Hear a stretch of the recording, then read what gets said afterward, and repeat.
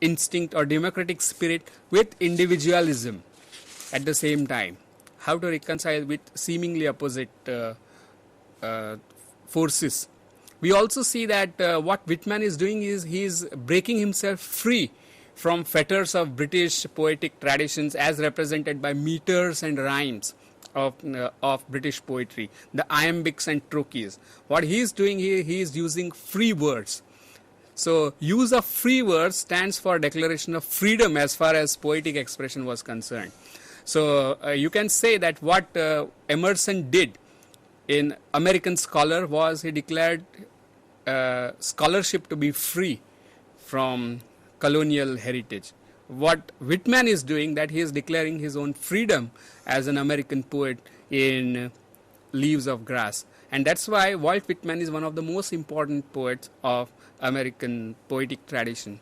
Now what we are going to do is we are going to look at somebody who is extremely different, almost contrasting to Walt Whitman. While Walt Whitman lived a life which was bohemian, which was rebellious, which was very, very extroverted, very, very public. What we find here is another person named Emily Dickinson. Let's look at her life. Emily Dickinson is one of the most important American poets and contemporaries of Walt Whitman. They belong to the same period. She was born 10 December 1930 in Amherst, Massachusetts, where she lived until her death on 15th May 1886. Although she was a very prolific poet, she wrote thousands, almost hundreds and thousands of poems. Only fewer than a dozen of her 1800 poems were published during her lifetime. She stayed away from public fame and gaze, unlike Walt Whitman, who seems to be very public, very open in his expression. Emily Dickinson is reserved, she is reclusive. And what we can do is very interestingly contrast the poem like I sing myself, oneself I sing, with this poem that we have in front of us. And this poem is I am nobody, who are you? Dickinson writes, I am nobody, who are you?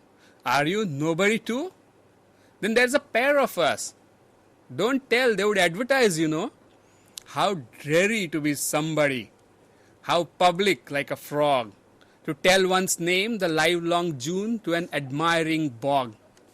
So while Whitman is celebrating his self, oneself I sing, Dickinson is saying that I am nobody.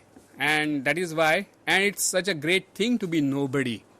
Unlike the American desire to be somebody.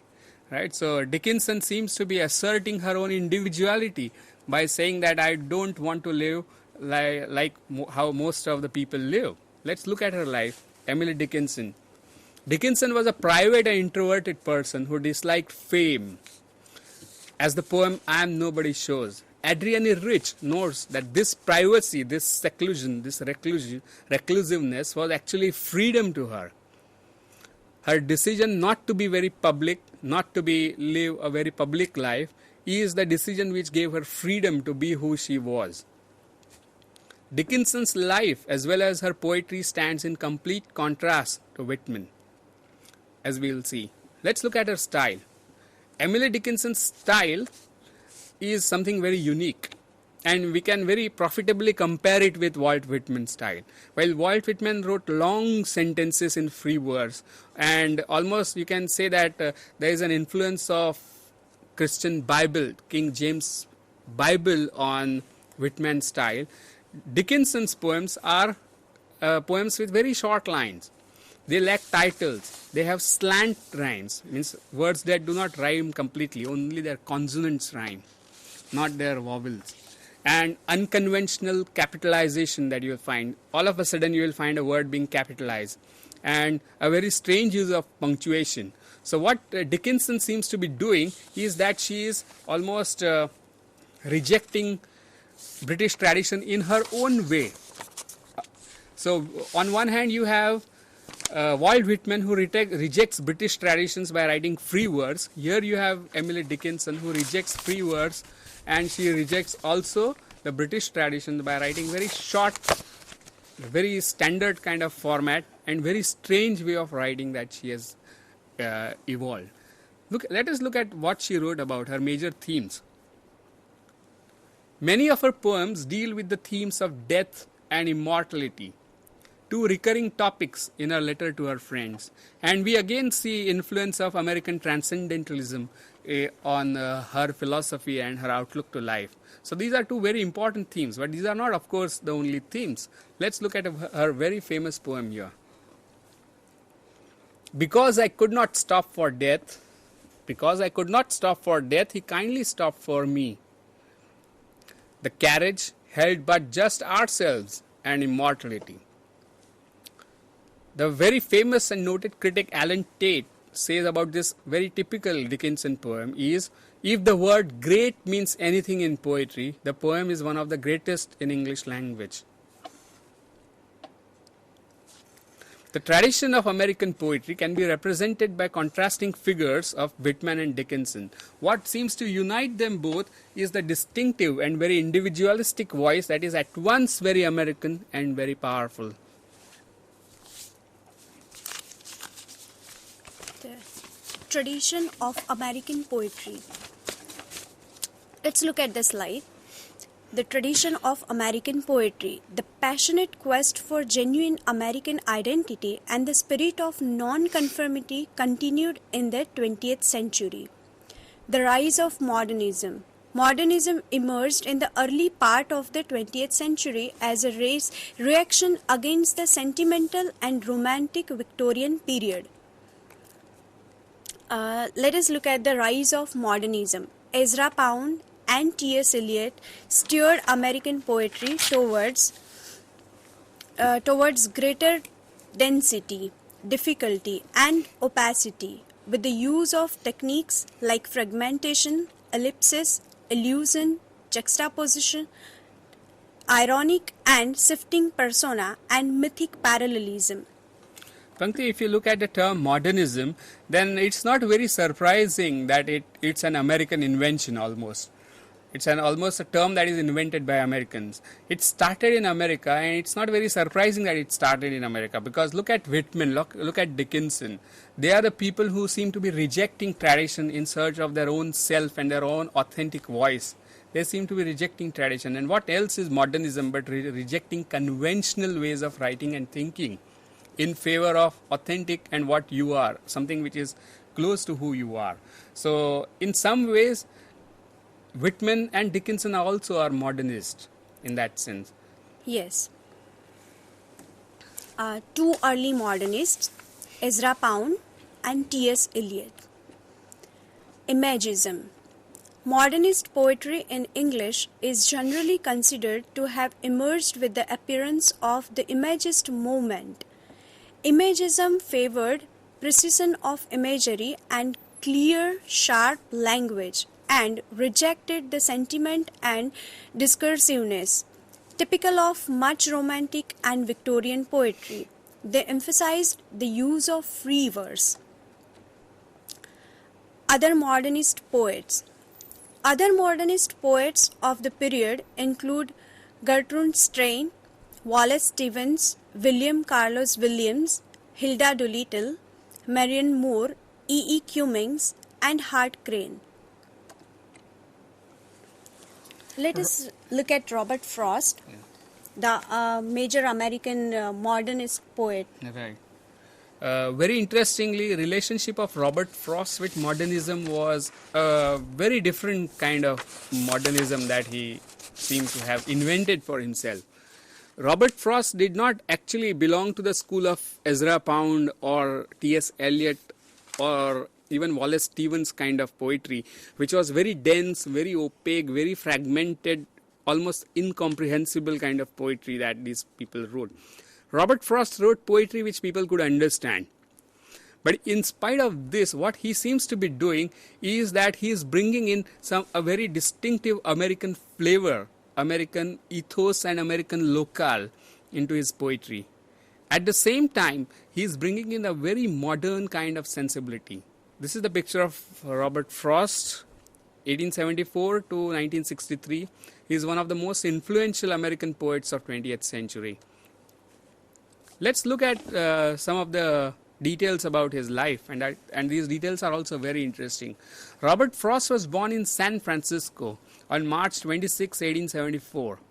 He moved to New England at the age of 11 and became interested in reading and writing poetry during his high school years in Lawrence, Massachusetts.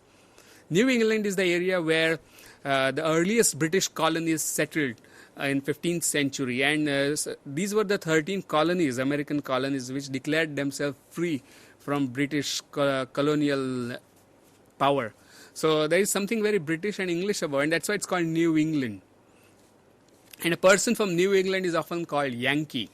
So Robert Frost wrote about Yankee life and Yankee culture. He was enrolled in Dartmouth College. Let's look at the slide. In 1892, and later at Harvard, though he never earned a formal degree. He never earned a formal BA or MA. Poetry of Robert Frost. Let's look at his works. Robert Frost is highly regarded for his realistic depictions of rural life and his command of American colloquial speech. Though his poems avoid the experimental excesses and techniques of modernist contemporaries like Ezra Pound or like William Carlos Williams or like E. E. Cumming, his poetry is also very modern, and very American sensibilities can be detected in Frost poetry. Besides that, the influence of imagism, as we have seen earlier, the imagism is also seen clearly on his works. And it's no surprise that the group of poets around who were clubbed as imagists, and when they were running a magazine called Poetry, one of the oldest little magazines and one which still probably survives, this Poetry magazine first published poems of Robert Frost. His work frequently employed settings from rural life in New England in the early 20th century, using them to examine complex social philosophical themes. Though poems which look very simple or they deal with very ordinary, mundane day-to-day life, the poems have some philosophical significance which lies beyond the lines of his poem.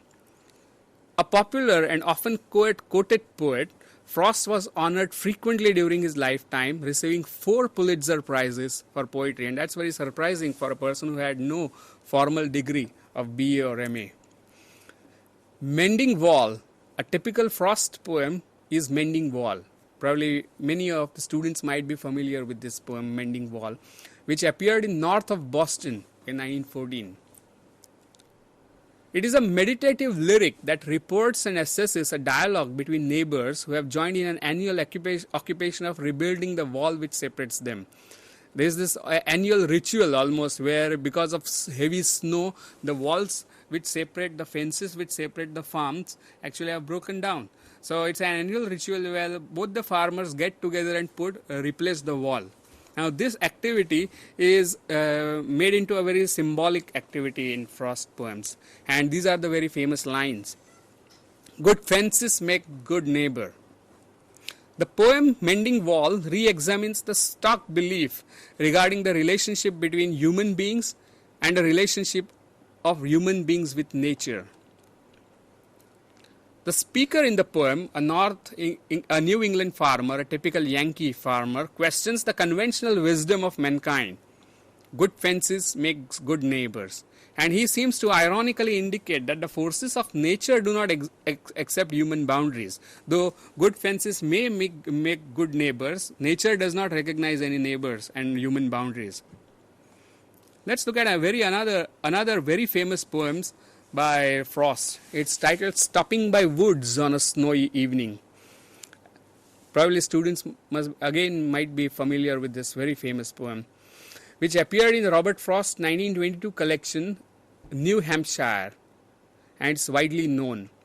And very interestingly, look at the title of this collection, New Hampshire, again indicating the region and the locale where he came from. So regionality, this sense of belonging to a particular region, is very important aspect of Frost's poetry.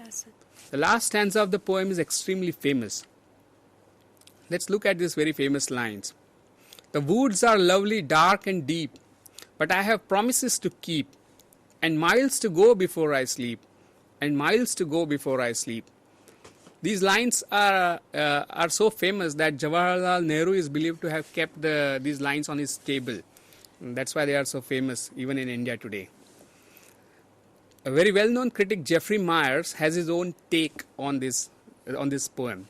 Though the poem is read simplistically as a conflict between duty and beauty, or between romantic worldview and a practical, pragmatic view, Jeffrey Myers says that the theme of stopping by woods is temptation of death, even suicide, symbolized by the woods that are filling up with snow on the darkest evening of the year.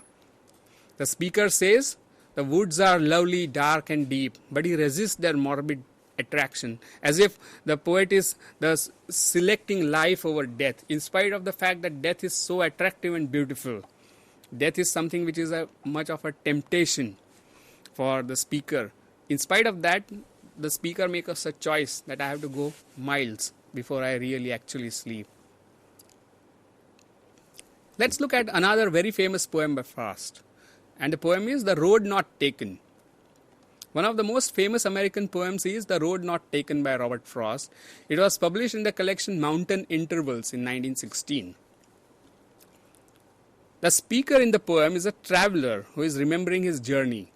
He says that he had to make a choice between two roads at an important juncture in his life. The speaker, the traveler, says, at the end of the poem he says, I shall be telling this with a sigh, somewhere ages hence. Two roads diverge in the wood, that I took the one less travelled by, and that has made all the difference.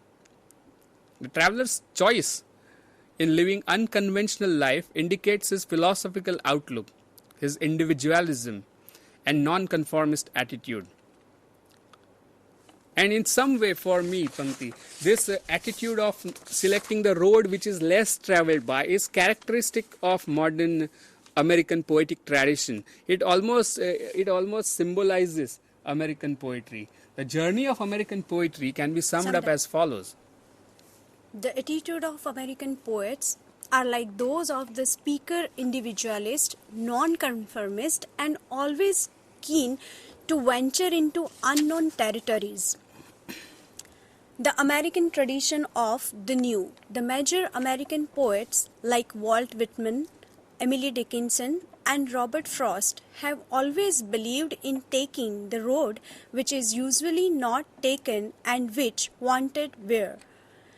The American tradition of the new, consequently, they have made all the difference to literary tradition by opening new pathway and streets, and hence have been immensely influential internationally. Pankti, very interestingly is the whole idea of